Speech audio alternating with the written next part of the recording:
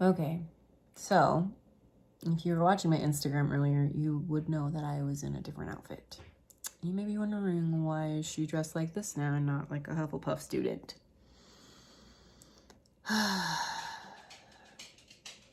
The reason is because I had to rip a band-aid off today. Today, I sold my husband's first car. Well, truck. It was a 1979 Ford F-150. And this truck is a legend in this town.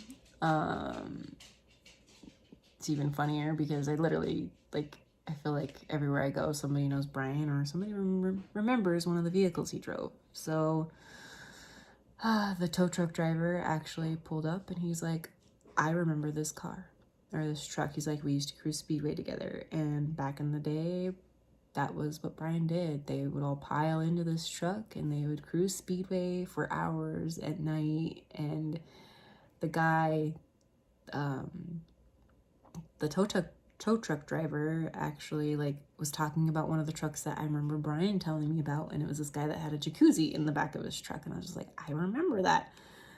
So it's like Tucson's a big city, but it's so small. So it made me have a little bit of comfort knowing that the truck was in good hands as it travels to its next destination. So the story of this truck, though, and why this makes it also so difficult, not just because it was his first vehicle, but because this truck is literally what started our family. This truck is how Brian's parents met all those years ago. And so his dad was going to buy the truck, and then he decided against it, and then his mom ended up getting the truck, and they bonded over they're like, I think she was in there for service or something, or it was when she was picking it up. I'm not exactly sure, I can't remember. I've heard the story many times, but my brain doesn't always like to function well. Widow brain. Any of you widows and widowers would totally relate.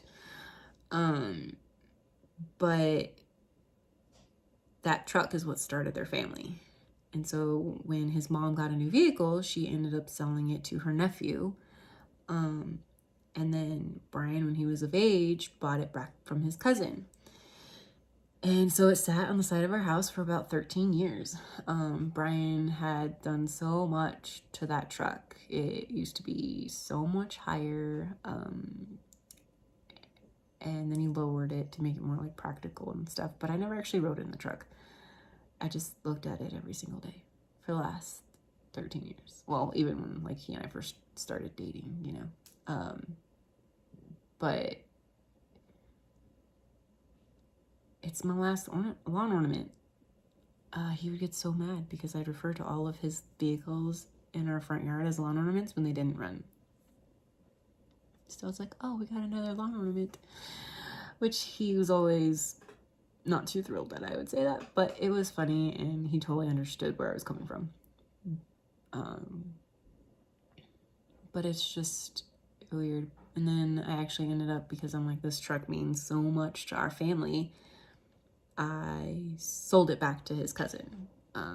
So it's still in the family, but now him and his son get to turn it into something amazing. And I'm very excited to see what they do to it. But seeing that truck drive away,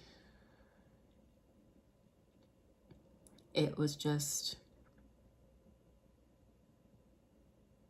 made it more real.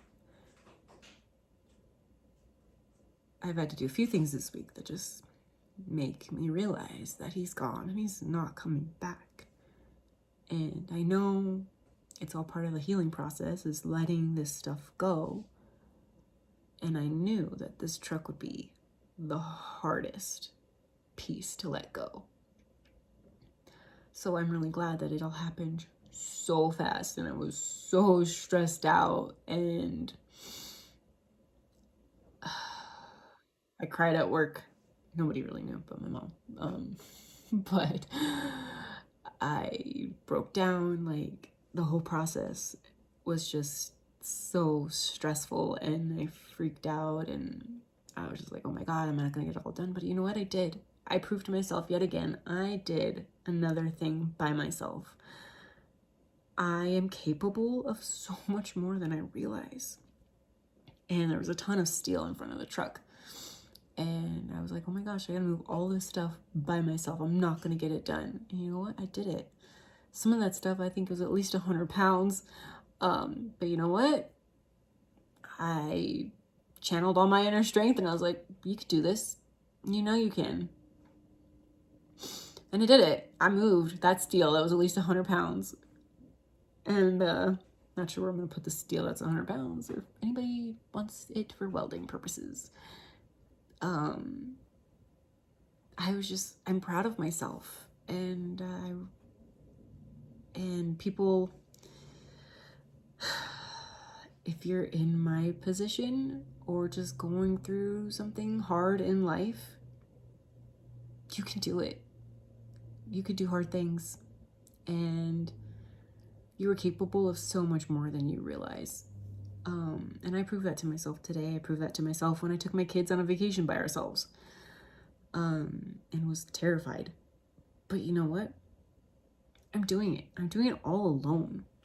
And people, I haven't really done a lot of vlogs like I used to when Brian first died. But people message me and tell me how much they miss that, and they miss my words of encouragement, and that me being vulnerable helped them get through some tough times themselves. So here I am being vulnerable and doing the hard things. Being a single mom, trying to get rid of all of my late husband's vehicles is draining. I still have so much more to do, and it's terrifying. It is absolutely terrifying, because I've got to deal with all these people sell things that I don't know anything about. But thankfully, in that part, I'm not alone. In that part, I have asked for help, and in that part, there's been people that have said, yes, I'll help you. And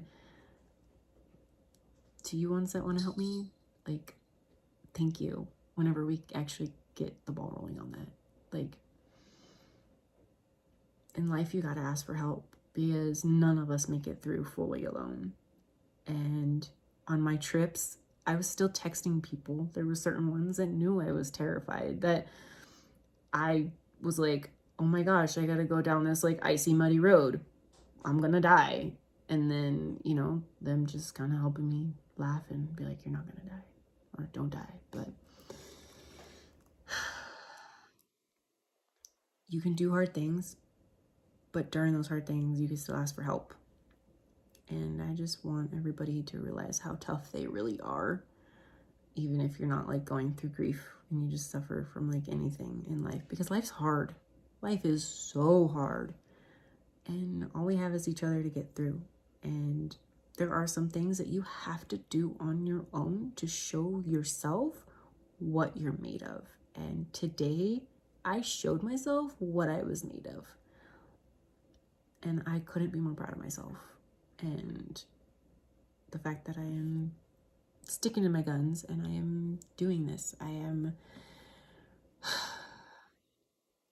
working on myself, I'm working on healing, and I'm working on moving forward with my life.